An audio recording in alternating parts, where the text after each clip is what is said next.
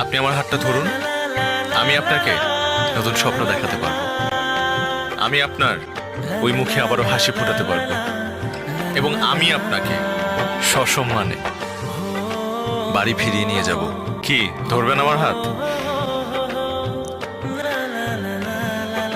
চুপ,